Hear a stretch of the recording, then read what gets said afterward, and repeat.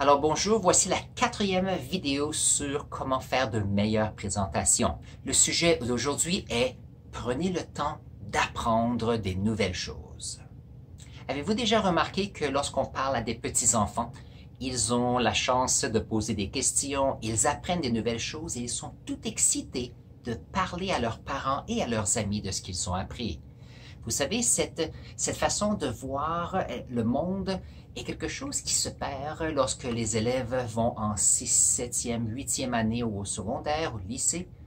Et la raison pour cela, je crois, c'est que les personnes se posent des questions sur leur image, ou il se peut que les personnes se posent des questions sur ce que l'on pense d'eux à ces moments où ils posent des questions. L'idée ici est que si vous voulez faire de meilleures présentations orales, c'est important de poser des bonnes questions pour pouvoir avoir des réponses à partager dans vos présentations. Alors bonjour à ma chaîne YouTube, mon nom est Alain Faber et je suis un enseignant dans une école secondaire et je fais ici une série de 10 vidéos sur comment faire de meilleures présentations orales. C'est quelque chose qui sera important pour vous en classe, dans les clubs et même pour le futur lorsque vous aurez un emploi ou que vous serez chef d'entreprise. Savez-vous ce que j'aime des sciences? J'adore faire des laboratoires, ainsi que de savoir que lorsqu'il y a une question, on a une hypothèse qui se rapporte à cette question, basée sur mes connaissances antérieures et mes expériences. Et on fait une expérience ou une recherche pour répondre à cette question. Et à la fin, nous prenons le temps de voir est-ce que notre hypothèse initiale devrait être changée, améliorée, ou est-ce qu'elle est très bonne. Et bien sûr, je vais utiliser ce processus pour faire de meilleures présentations. Parce que n'oubliez pas, lorsque l'on veut faire une bonne présentation, la meilleure chose pour vous est de poser une question et de dire que, OK, moi j'ai quelques informations pertinentes sur le sujet, mais qu'est-ce qu'il y a d'autre à savoir? Et c'est là qu'une question devient fantastique. Une question permet de pouvoir ouvrir les portes parce qu'une réponse emmène souvent d'autres questions et permet d'avoir une vue d'ensemble de votre sujet. Alors, comme on peut voir, le mot le plus important pour pouvoir apprendre à faire des bonnes présentations, c'est apprendre. Parce qu'on doit avoir beaucoup plus d'informations dans notre tête qu'il est nécessaire pour présenter. C'est la seule façon de pouvoir se sentir confortable durant la présentation. Parce que si on vous pose des questions, ou si vous avez un blanc de mémoire, le fait que vous avez une connaissance globale d'un sujet permet de vous rattraper et de recommencer votre présentation si c'est un peu plus difficile. C'est intéressant parce que les enseignants souvent demandent aux élèves de poser des questions ou vont poser des questions aux élèves.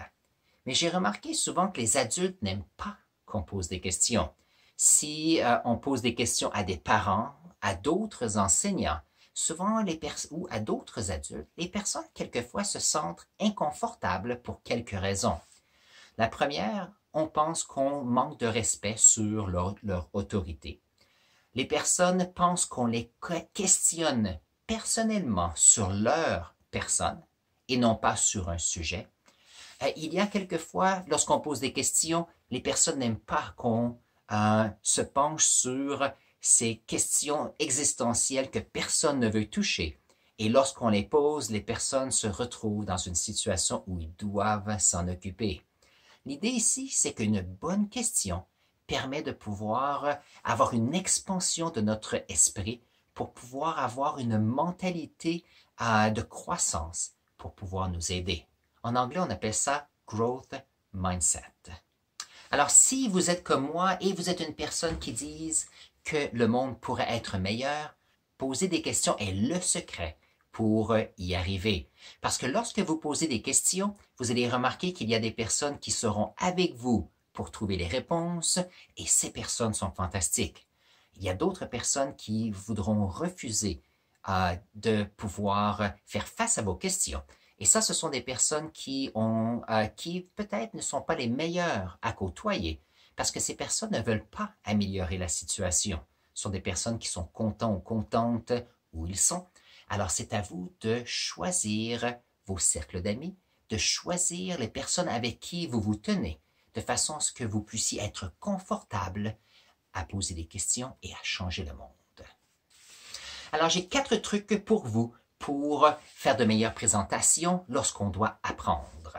Le premier truc est de regarder s'il y a des questions que vous vous posez ici et là durant la journée ou durant la semaine.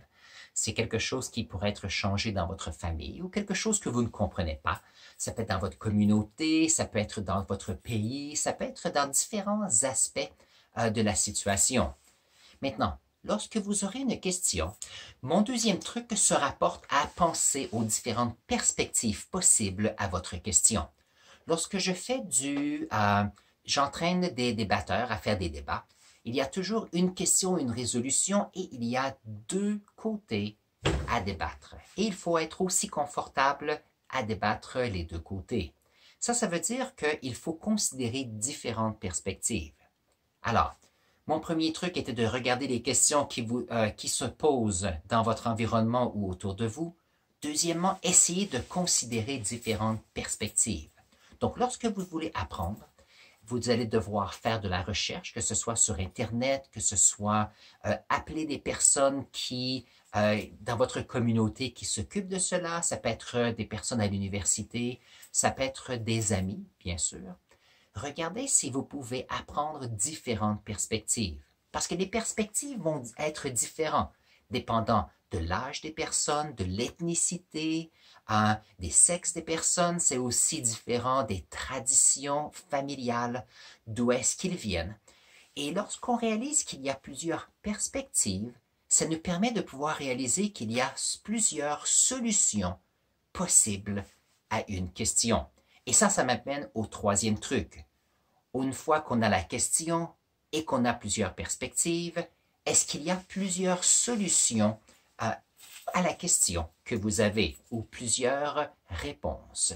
Vous allez remarquer qu'une question a toujours plus qu'une réponse et ça permet de pouvoir ouvrir vos esprits et de dire « Ah, ce n'est pas seulement moi qui a raison ou qui sait quelque chose » et vous allez grandir comme individu dans votre communauté.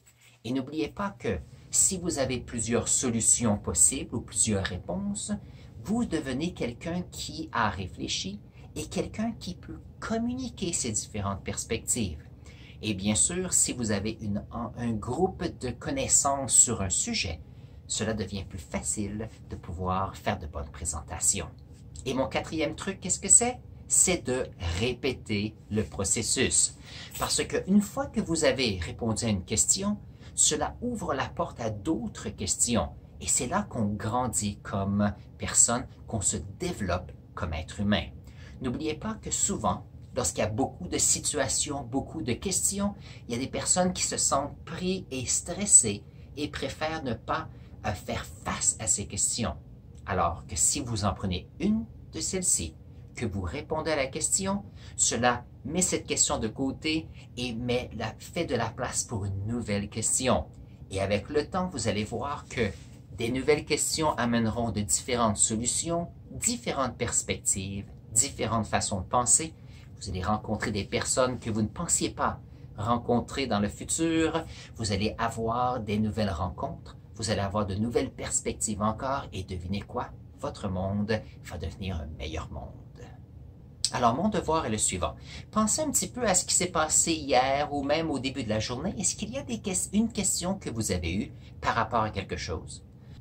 Alors, une question que j'ai eue ce matin à la maison est comment est-ce qu'on peut avoir le meilleur fromage dans un sandwich? Et lorsque j'ai réfléchi à la situation, c'est que j'ai fait des sandwichs à la maison et il y a des personnes qui n'étaient pas très contentes parce que ce n'était pas très bon selon eux.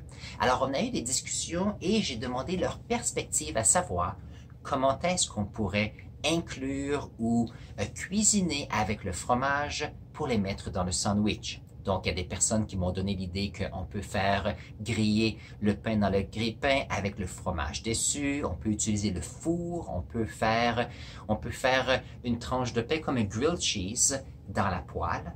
Et donc, j'ai eu plusieurs perspectives des personnes qui ont mangé mes sandwichs ce matin.